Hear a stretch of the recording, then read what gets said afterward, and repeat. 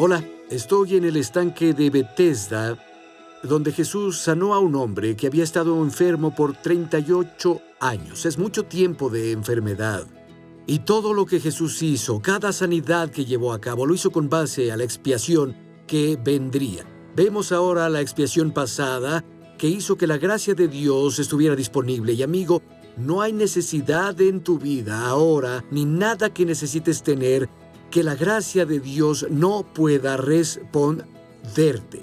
Hablaremos hoy sobre por qué Jesús sufrió tanto. Saben, Él pudo haber tenido una muerte relativamente tranquila y sin dolor. La Biblia dice que el derramamiento de sangre trae la remisión de los pecados. Jesús pudo morir rápido, relativamente sin dolor y pagar nuestros pecados. No hay teólogo que no esté de acuerdo con eso. ¿Por qué sufrió tanto? ¿Por qué el Padre permitió que lo golpearan? ¿Por qué las llagas? ¿Por qué pusieron una cruz en su espalda? Hablaremos de esas cosas. Y por lo que Él hizo, la gracia de Dios se volvió disponible para nosotros. Cubre todas tus necesidades. Estoy aquí en la Tierra Santa. Vamos a seguir los pasos de Jesús y vamos a llevarles la palabra de diferentes áreas donde Jesús caminó. Creo que va a ser una bendición para ustedes esta idea de llevarles la palabra de los lugares donde pasaron los acontecimientos. Creo que será esclarecedor. Así que no se vayan.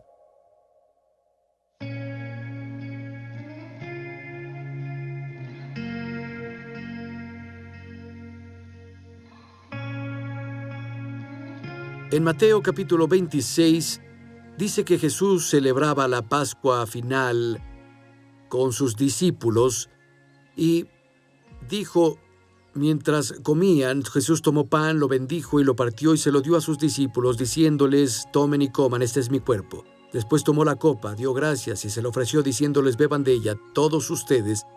Esto es mi sangre que es derramada para el perdón de pecados. Y Jesús cenó en la Pascua con los discípulos, dejándoles saber que era un tipo de sombra que apuntaba a la realidad que era Él. Él era el Cordero de Pascua que sería sacrificado y Él estaba en medio de ellos. Cantaron un himno y luego salieron y atravesaron el valle Cedrón para llegar al jardín de Getsemaní, que es donde estoy parado justo ahora.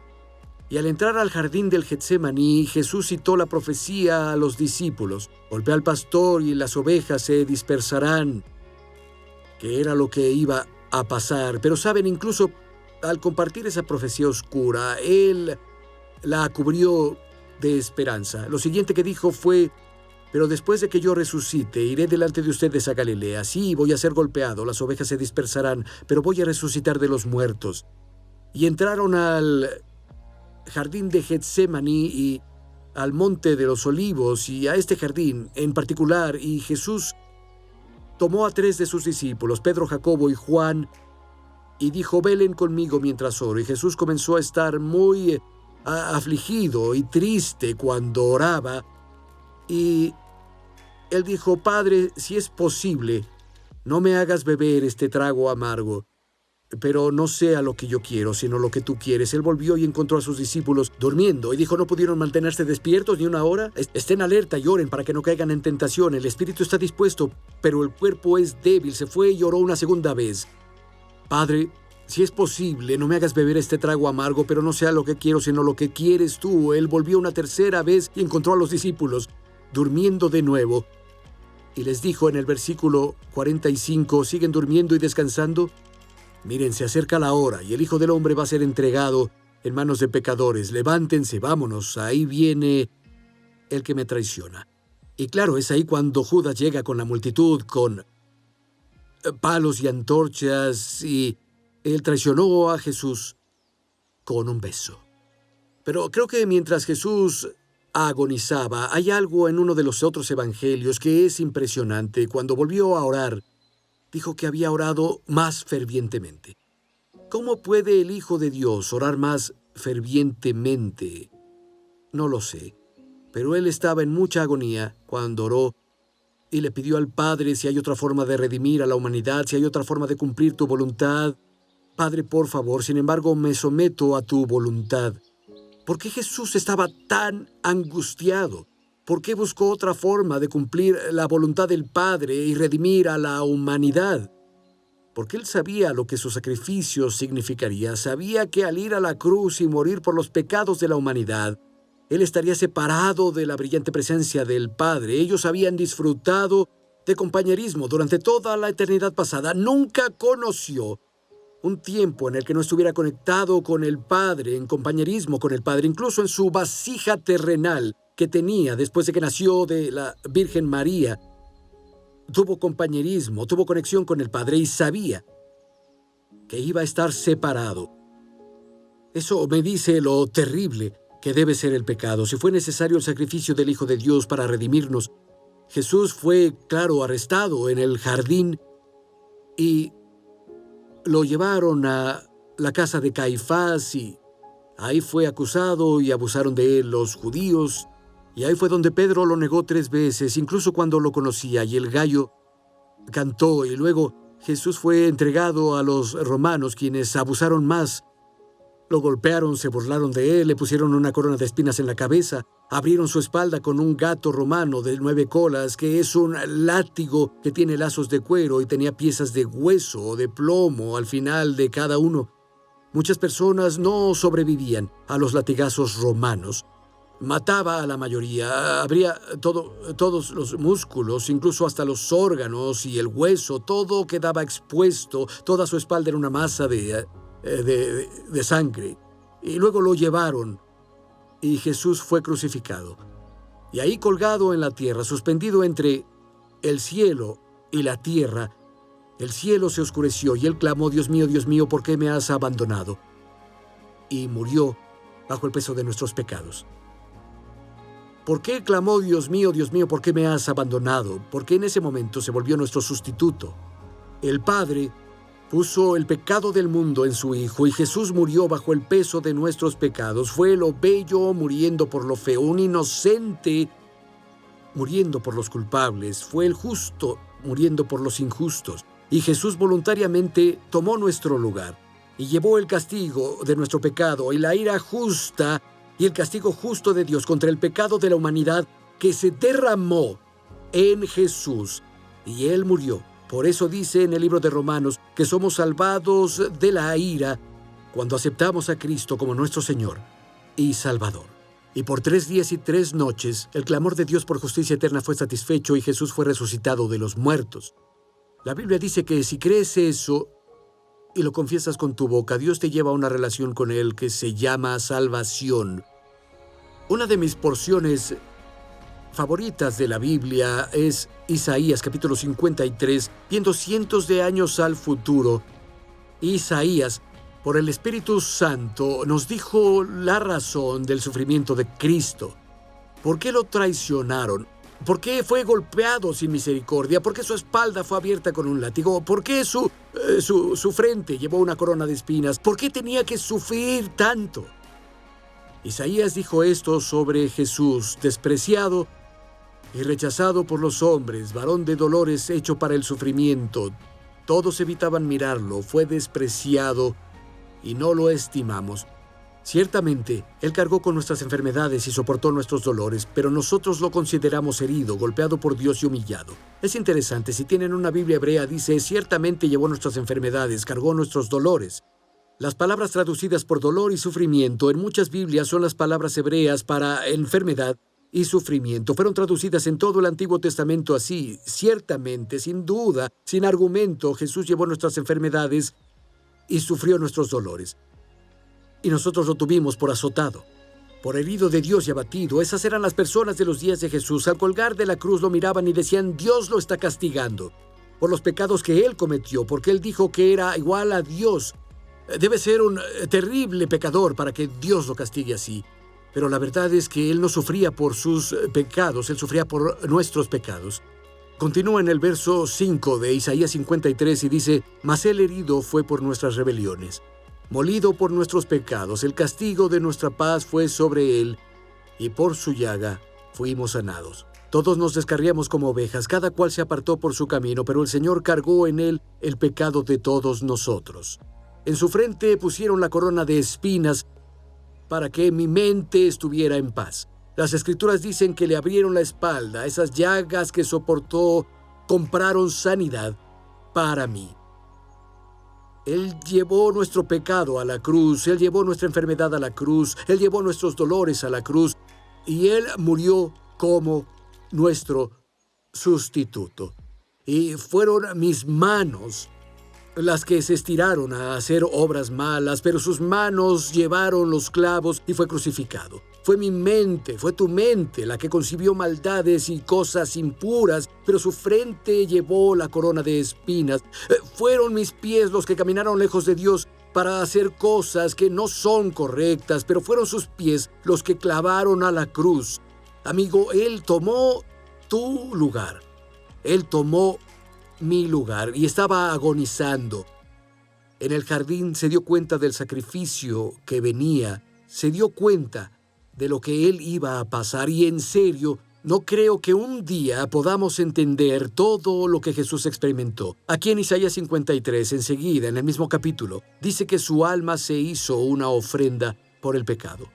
No creo que en la eternidad conoceremos la profundidad de lo que Cristo pasó para redimirnos. Amigo, Dios te ama. Jesús es la prueba.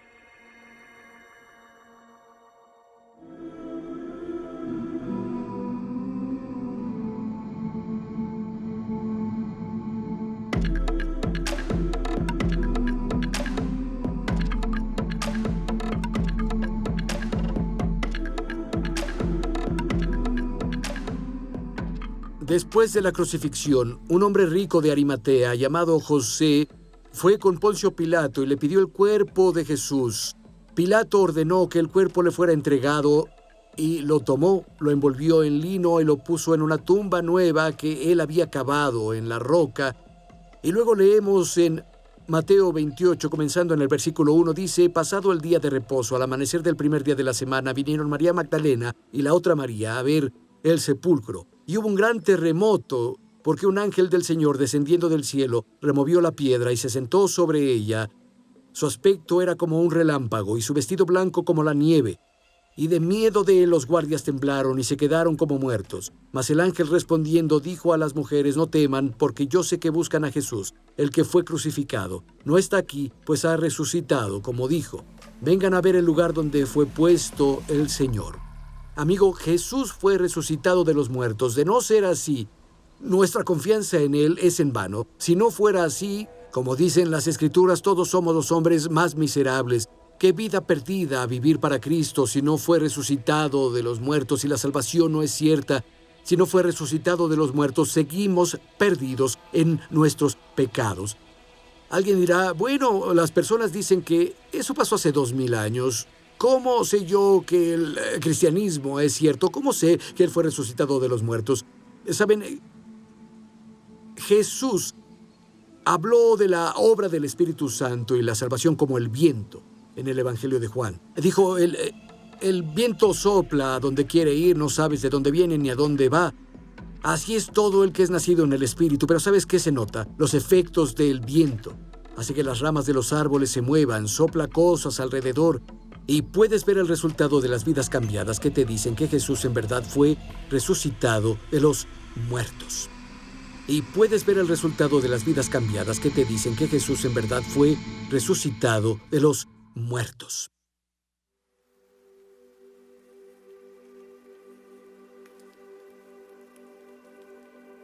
Estoy en el monte de los Olivos, no lejos de donde después de la resurrección Jesús dijo que se reuniría con los discípulos y Él les dio lo que llamamos la Gran Comisión. Voy a leer del Evangelio de Mateo, capítulo 28. Dice: pero los 11 discípulos se fueron a Galilea, al monte donde Jesús les había ordenado, y cuando le vieron, le adoraron, pero algunos dudaban. Es interesante. Y Jesús se acercó y les habló diciendo: toda potestad me es dada en el cielo y en la tierra.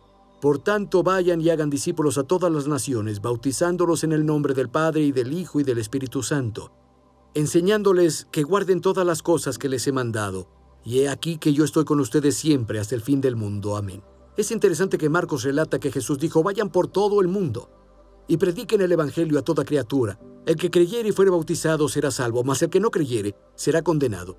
Dijo, y estas señales seguirán a todos los que creen en mi nombre. Echarán fuera demonios, sacarán demonios, hablarán nuevas lenguas, tomarán en las manos serpientes, y si bebieren cosa mortífera no les hará daño. Pondrán sus manos en los enfermos, y ellos sanarán. Y Jesús dijo, toda la autoridad en el cielo y la tierra me fue dada a mí. Luego él delegó la autoridad a los discípulos y a la iglesia. Y con esa autoridad nosotros echamos fuera demonios, imponemos manos en los enfermos, predicamos el evangelio con poder a un mundo perdido y moribundo. Pero es más que solo evangelizar, es más que solo proclamar el mensaje. Y amigo, cuando hacemos eso, el Espíritu Santo lo usa. Cuando hablamos de Jesús para convencer a las personas, nosotros no podemos, pero le damos al Espíritu Santo material, si quieren, para hacerlo. Hablamos sobre Cristo y Jesús, y el Espíritu Santo hace que Jesús sea real en todos los corazones. Y luego, como leímos en Mateo, ponemos esas dos cosas juntas, Marcos y Mateo, y proclamamos el evangelio. Oramos por los enfermos, Dios hace señales y maravillas. Y luego necesitamos hacer discípulos, necesitamos enseñar a las personas, entrenar a las personas para que se establezcan en la fe. Predicas el evangelio, la gente es salvada, son bautizados en agua, y luego los ayudamos para establecerlos. Y eso también es parte de la gran comisión, igual que alcanzar a las personas, hacer que sean bautizados en agua, y luego enseñarlos a observar todas las cosas que Cristo enseñó a esos discípulos.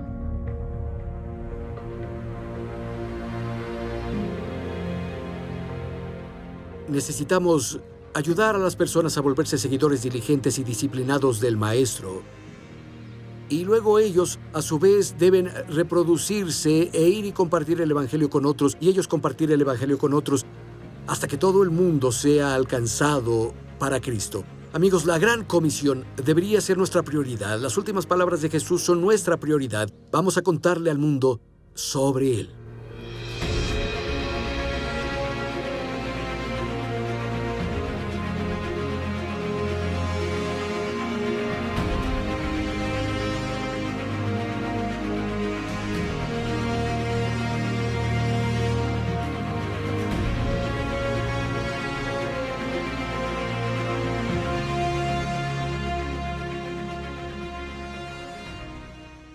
En Hechos capítulo 1, esto fue después de la resurrección de Cristo, dice en el verso 4, mientras comía con ellos, les ordenó, no se alejen de Jerusalén, sino esperen la promesa del Padre, de la cual les he hablado. Juan bautizó con agua, pero ustedes serán bautizados con el Espíritu Santo dentro de pocos días. Y en el versículo 8 dice, pero recibirán poder cuando venga el Espíritu Santo sobre ustedes, y serán mis testigos, tanto en Jerusalén como en toda Judea y Samaria, y hasta los confines de la tierra. Aquí es después de que Jesús fue resucitado de los muertos. Los discípulos sabían que Él era el Hijo de Dios, sabían que era el Salvador del mundo, habían sido comisionados para llevar el Evangelio a los confines de la tierra, pero Jesús dijo, no se vayan. No salgan de Jerusalén, no vayan a atestiguar a nadie, no compartan las buenas noticias, no intenten ir a imponer manos a los enfermos ni hacer un milagro. No hagan nada hasta que sean bautizados por el Espíritu Santo, hasta que reciban la promesa del Padre, que dijo, ya la escucharon de mí. Dijo, porque recibirán poder después de que el Espíritu Santo venga sobre ustedes. En griego es dunamis, significa poder explosivo, poder de ser testigo que influirá con sus palabras, poder de imponer manos sobre los enfermos y verlos recuperarse. Es un poder que obra milagros poderosos. Ellos se quedaron en Jerusalén. En Hechos capítulo 2, leemos en la primera parte que ellos se reunieron, los 120, en un aposento alto. Y de pronto el Espíritu Santo llegó como un viento poderoso y los llenó a cada uno y repartió lenguas de fuego a cada uno de ellos y comenzaron a hablar en otras lenguas conforme el Espíritu les concedía expresarse. Y personalmente creo que la razón de que el fuego llegara y se posara sobre ellos es porque bajo el viejo pacto, cuando Dios guió a Israel a través del desierto, lo hizo con un pilar de fuego en la noche. Era una manifestación física del Espíritu Santo y su guía para el pueblo. Pero en el nuevo pacto no es una guía externa, sino una guía interna. El mismo Espíritu Santo que los guió por el desierto ahora viene a morar en nosotros individualmente. Y Él nos va a guiar a cada uno. Otro punto interesante Cuando Jesús dijo, serán mis testigos en Jerusalén, en Judea, Samaria y los confines de la tierra, la palabra testigo, también en griego, se traduce como mártir. Creo que el Espíritu Santo nos dará poder para vivir bien para Jesús y cuando llegue el momento nos dará poder para morir bien por Jesús. Quiero animarlos, si nunca han sido bautizados por el Espíritu Santo, si nunca han recibido la promesa del Padre, Pedro dijo, este don, esta promesa es para ti y para todos los que vendrán. Yo soy uno de esos que hace 2000 años no estaba, pero oigan, recibí el mismo Espíritu Santo que ellos en el día del Pentecostés. Él nos hizo testigos para Cristo. Abran su Biblia, busquen a Dios en oración. Creo que recibirán esta bendición de Él.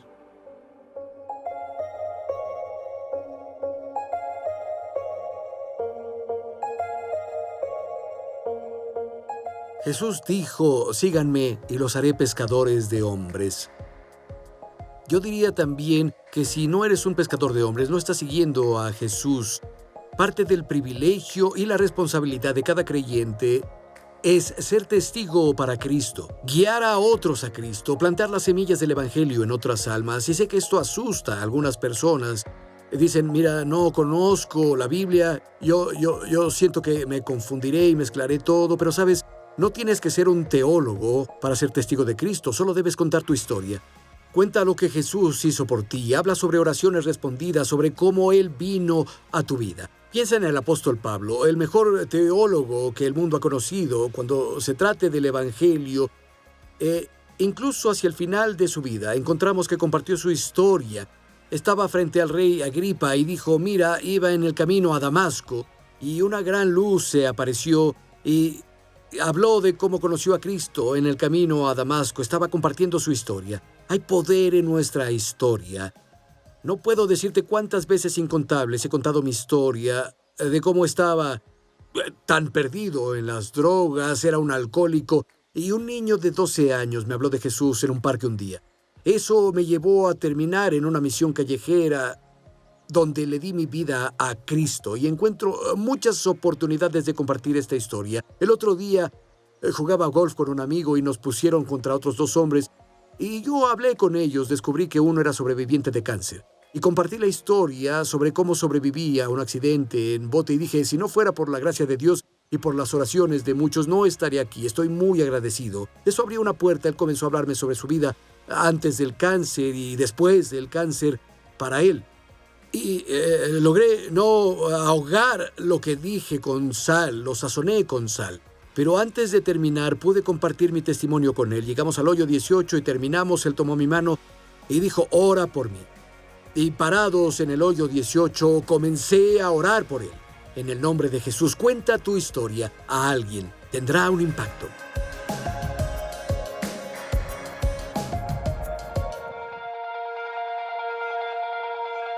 Quiero leerles algunos versículos de Mateo capítulo 16 que citan mucho. Dice, Jesús les dijo, ¿quién dicen que soy? Simón Pedro afirmó, tú eres el Cristo, el Hijo del Dios viviente. Es de Mateo capítulo 16. Jesús le dijo, dichoso tú Simón, hijo de Jonás, porque eso no te lo reveló ningún mortal, sino mi Padre que está en el cielo. Yo te digo que tú eres Pedro, y sobre esta piedra edificaré mi iglesia, y las puertas del Hades no prevalecerán contra ella. Te daré las llaves del reino de los cielos. Todo lo que ates en la tierra quedará atado en el cielo, y todo lo que desates en la tierra quedará desatado en el cielo. Ahora, la respuesta de Pedro fue, eres el Cristo, eres el Hijo de Dios vivo. Jesús dijo, bien, Pedro, no te lo reveló ningún mortal, sino mi Padre que está en el cielo. Él te lo reveló, te fue revelado por el Espíritu Santo. Y luego dijo Jesús, sobre esta piedra edificaré mi iglesia. Es la primera mención de la iglesia. La iglesia fue idea de Dios desde siempre. Esta es la primera vez que Jesús lo mencionó. Y dijo, la iglesia será construida sobre esta roca. No que Pedro fuera la roca, sino la revelación de quién es Jesús. Sobre eso está edificada la iglesia. Es la única forma de entrar a su iglesia. Debes tener la revelación de quién es Él. Él es más que solo un buen hombre. Es más que un líder que murió como ejemplo para los hombres, para mostrar el camino. No, Él es el camino. Jesús es una deidad. Él es el Hijo del Dios vivo. Y los que han recibido esa revelación y lo aceptan como Señor y Salvador, Jesús dijo que las puertas del infierno no prevalecerán contra la iglesia. Él habló de su iglesia como agresiva y que va progresando, no como algo que guarda el fuerte hasta que Jesús venga de nuevo. Él no dijo que su iglesia resistiera contra las puertas del infierno o con esta imagen de que el infierno nos atacaba y nosotros solo resistíamos. No, él dijo que las puertas del infierno no prevalecerán contra el ataque de la iglesia. Los violentos toman el reino de los cielos por la fuerza. Necesitamos agresivamente compartir el evangelio como parte de la iglesia, porque la verdad es que nos dieron autoridad en el nombre de Jesús. Cuando compartimos el evangelio y lo hacemos con el espíritu correcto, hay influencia del Espíritu Santo que toca todos los corazones de hombres y mujeres. Yo lo sé. Yo tenía una lista de cosas que quería. Toda mi vida había buscado a Dios y probé muchas religiones, estudié muchas cosas diferentes. Y fue hasta que un niño de 12 años me habló un día sobre Jesucristo y algo pasó en mi corazón. Fue el principio de la iluminación del Espíritu Santo y me volví parte de su iglesia. Así que tú puedes.